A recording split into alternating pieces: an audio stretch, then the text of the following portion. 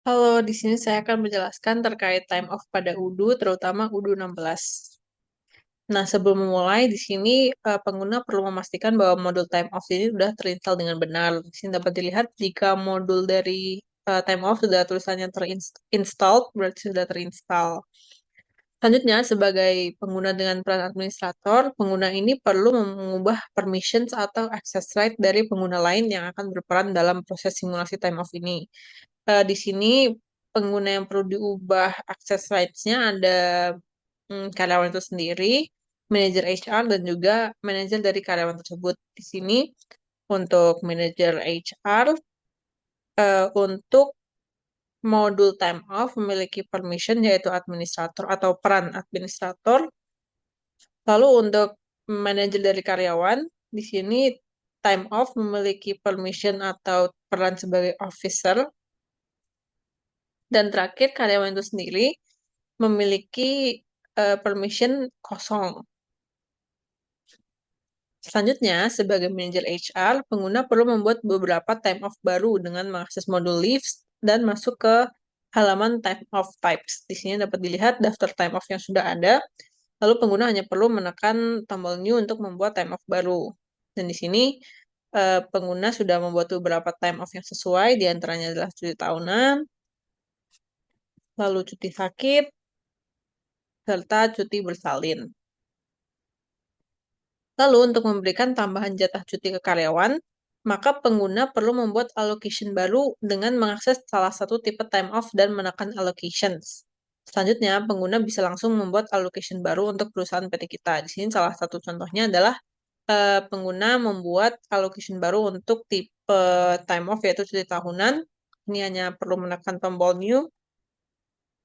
Lalu di sini salah satu contoh dari allocation yang sudah dibuat yaitu cuti tahunan dengan jumlah hari yaitu 12.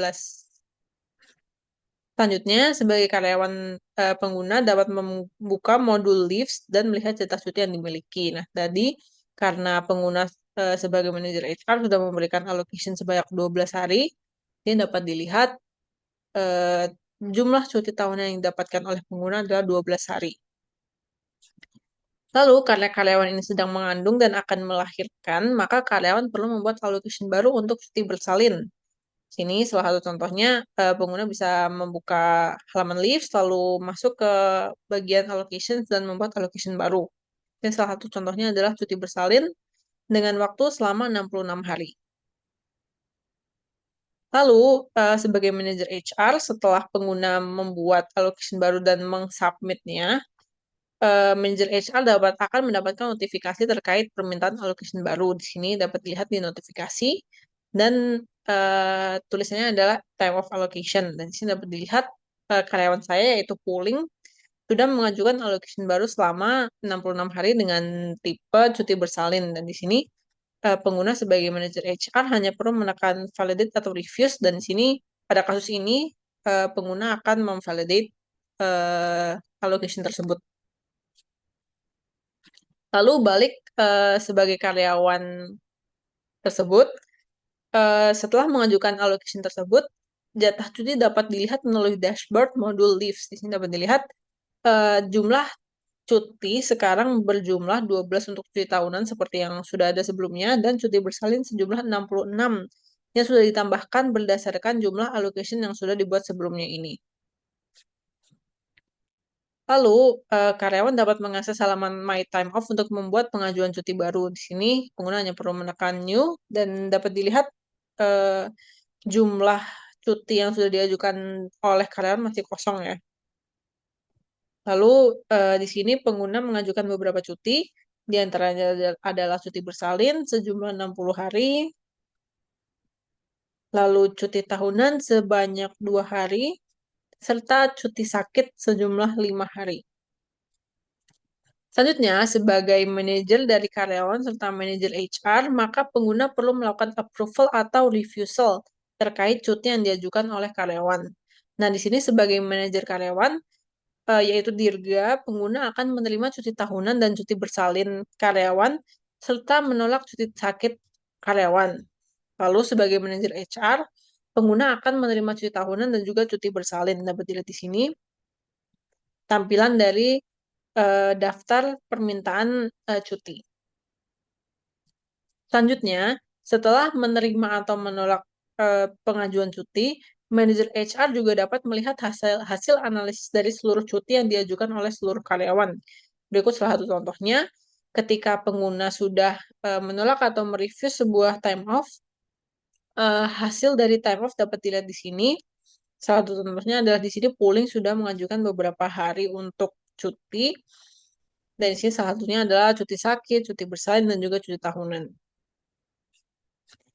Selanjutnya, sebagai karyawan itu sendiri, yaitu polling, pengguna juga dapat melihat daftar cuti yang sudah diajukan beserta sisa cuti yang dimilikinya. Di sini untuk daftar cuti yang sudah diajukan, beberapanya adalah cuti tahunan yang sudah di-approve, lalu cuti sakit yang ditolak, dan juga cuti bersalin yang juga sudah di-approve. Dan juga dilihat setelah mengajukan cuti tersebut, jumlah dari cuti tahunan dan cuti bersalin milik karyawan akan berkurang, di mana cuti tahunan yang awalnya ada 12, sekarang berkurang 2 hari, yaitu menjadi 10, dan cuti bersalin yang awalnya ada 66 hari, sekarang menjadi 6 hari saja. Untuk konklusi, di sini dalam modul time off, pengguna dengan peran user hanya memiliki akses untuk membuat dan mengajukan cuti, serta melihat riwayat cuti pribadi serta sisa cuti yang dimiliki.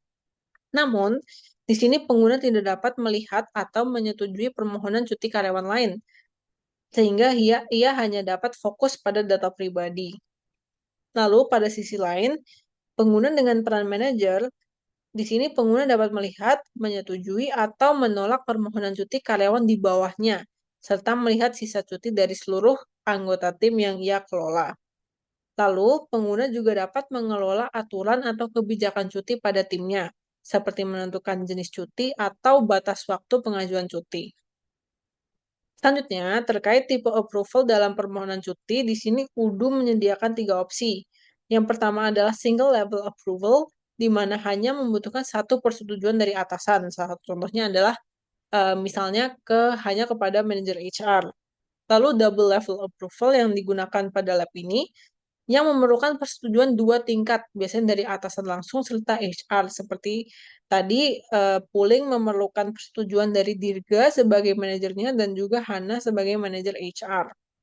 Serta terakhir, ada tipe yaitu no approval, di mana permohonan cuti langsung disetujui tanpa persetujuan pihak lain. Sekian saja video presentasi saya.